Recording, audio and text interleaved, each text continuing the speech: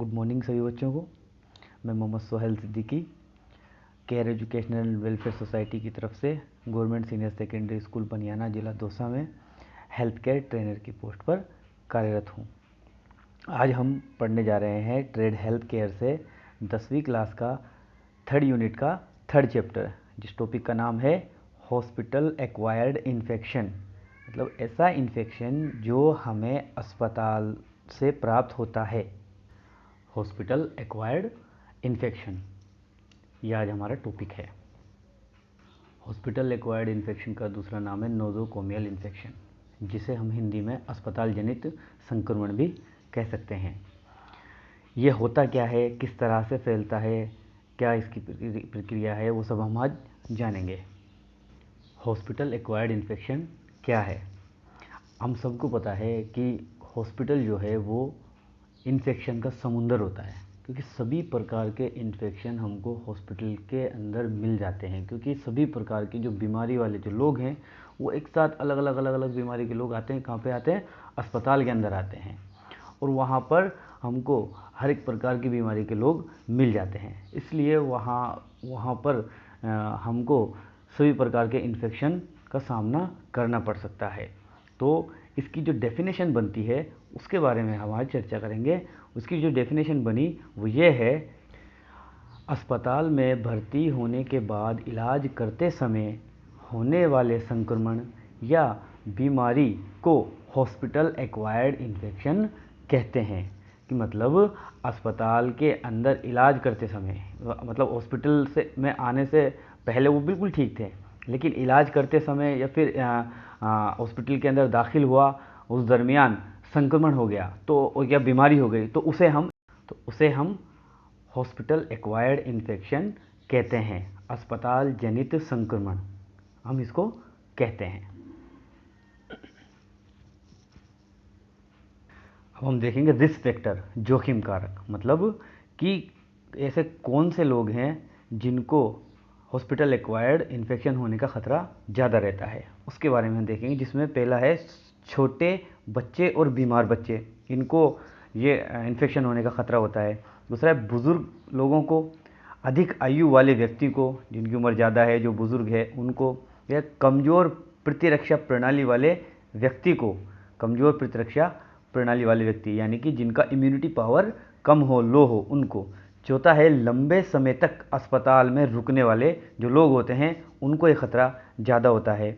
और जो है उचित तरीके से हैंड वॉशिंग ना करने पर, कि मतलब जो हैंड वॉशिंग है, हाथ धोने की जो प्रक्रिया है वो प्रॉपर नहीं कर पाते हैं। कि हैंड वॉशिंग एक सबसे अच्छा साधन होता है इन्फेक्शन से बचने के लिए। अगर वो प्रॉपर तरीके से नहीं कर पाएंगे, हम नहीं करेंगे, तो हमको ये इन्फेक्शन होने का खतरा होगा। अगला है एंटीबायोटिक दवा का ज़्यादा उपयोग करने से। जो एंटीबायोटिक दवा होती है जो इन्फेक्शन को रोकती है, कम करती है, तो वो डॉक्टर के अनुसार ही हमको लेना है। जितनी डॉक्टर ने बताई है उतनी ही हमको लेनी है, अपनी मर्जी से कुछ नहीं लेना है। अगला है संक्रमित उपकरण का उपयोग करने से। कि ऐसे उपकरण जिनको हमने डिसइंफेक्ट नहीं किया है और उनको हमने काम में ले रहे हैं, तो उन उपकरण से भी हमें हॉस्पिटल एक्वायर्ड इन्फेक्शन होने का खतरा होता है। ऐसे उपकरणों से भी हमको खतरा होता है। देखें, जैसे कि इस डायग्राम में बता रखा है कि हॉस्पिटल एक्वायर्ड इन्फेक्शन कहाँ कहाँ से फैल सकता है। देखो, इम्प्योर वाटर, जो अशुद्ध पानी होता है, उसके ज़रिए। कंटामिनेटेड सरफेस, जो अपनी जो सरफेस है, जगह है, जो फर्श है, जो कंटामिनेटेड यानी कि डिसइंफेक्ट नहीं हो, उससे भी फैल सकता है। फूड, कि ऐसा फूड है जो ख़राब है, 2-3 दिन पुराना है, या उनके ऊपर कीड़े वगैरह लग गए हैं, तो अगर वो हमने खा लिया तो उससे भी हमको हॉस्पिटल एक्वायर्ड इन्फेक्शन हो सकता है। इन्वायरमेंटल बोर्न, यानी कि जो दूषित हवा है, दूषित जो चीज़ें हैं, उससे भी हो सकता है। हॉस्पिटल डिवाइसेस, या हॉस्पिटल के जो भी डिवाइसेस है, उपकरण है, उसको बगैर ग्लव्स पहने या बगैर ऐसे छू लिया अपन ने, उससे भी ये हो सकता है। पेशेंट, एक दूसरे जो पेशेंट है, आपस में टकराने से, बात करने से भी इन्फेक्शन हो जाता है। एयरबोर्न, जो दूषित हवा है, दूषित हवा अपने पास है, आ रही है किसी के ज़रिए कैसे, तो उससे भी ये खतरा होने के चांस होते हैं। और हॉस्पिटल स्टाफ, जो हॉस्पिटल स्टाफ है, तो अगर वो प्रॉपर अपनी टेक्निक इस्तेमाल नहीं करेंगे, टेक्निक इस्तेमाल नहीं करेंगे इन्फेक्शन से बचने के लिए तो भी हॉस्पिटल एक्वायर्ड इन्फेक्शन होने का खतरा होता है। इन सब बातों को ध्यान में रखें और ऐसे इन्फेक्शन से हमें बचना है। अब हम देखेंगे प्रिवेंशन। अब देखें इन्फेक्शन कंट्रोल यानी कि संक्रमण नियंत्रण की किस तरह से हम इस इन्फेक्शन से बच सकते हैं उसके बारे में जानेंगे। रोगी और स्वास्थ्य देखभाल प्रदान करने वाले के बीच संक्रमण को फैलने और स्थानांतरित होने से रोकने के लिए किए जाने वाले उपाय अभ्यास को संक्रमण नियंत्रण या इन्फेक्शन कंट्रोल कहते हैं। कि इस प्रकार के उपाय या संक्रमण को जैसे रोक सकते हैं ऐसे अभ्यास जिनको हम क्या बोल सकते हैं, इन्फेक्शन कंट्रोल कहते हैं। उदाहरण के लिए hand washing, proper hand washing सबसे मेन और सबसे इफ़ेक्टिव जो चीज़ है वो है हैंड वॉशिंग, क्योंकि हमारे जो हाथ हैं वो ऐसा अंग है जो सबसे ज़्यादा यूज़ में आता है किसी भी सरफेस को छूने में, पकड़ने में, किसी को हाथ लगाने में, तो सबसे ज़्यादा यूज आता है हाथ। तो इसलिए सबसे इफ़ेक्टिव हो जाता है इस इन्फेक्शन से बचने के लिए hand washing. Proper hand washing की टेक्निक हमें सीखनी चाहिए और हैंड वॉशिंग बार बार किसी भी काम करने से पहले और किसी भी काम को करने के बाद में हैंड वॉशिंग बहुत ज़रूरी है। अगला है कार्य क्षेत्र की सफाई। जो कार्य क्षेत्र है उसकी साफ़ सफाई भी प्रॉपर रूप से करनी चाहिए इस इन्फेक्शन से बचने के लिए। अगला है कीटाणु शोधन और सैनिटाइज का मतलब कीटाणु जो जम्स को जो भी बैक्टीरिया कीटाणु वो उनको नष्ट करना किसी पर, और सैनिटाइजिंग का यूज़ करना कि सैनिटाइज़र हम यूज़ करेंगे तो हमारे हाथ साफ सुथरे स्वच्छ रहेंगे और जो कीटाणु है वो बिल्कुल ख़त्म हो जाएंगे। ये छोटी छोटी बातों का हम ध्यान रखेंगे तो हम खुद भी इस इन्फेक्शन से बच सकते हैं और दूसरे जो पेशेंट हैं उनके साथ अटेंडर आए हुए हैं उनको भी हम इस इन्फेक्शन से बचा सकते हैं। अब हम बात करेंगे जो GDA है, जनरल ड्यूटी असिस्टेंट, जो आप लोगों का जॉब रोल है, तो उनकी जो भूमिका है और उनका क्या कार्य है इस इन्फेक्शन को कंट्रोल करने के अंदर।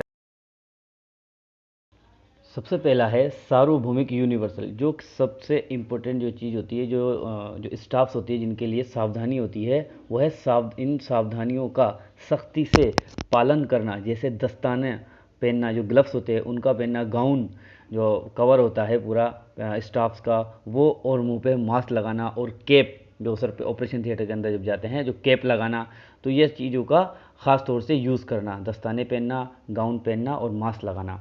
दूसरा है स्वच्छता को बनाए रखना, अस्पताल के नीतियों का पालन करना और वार्ड में अच्छा नर्सिंग अभ्यास करना।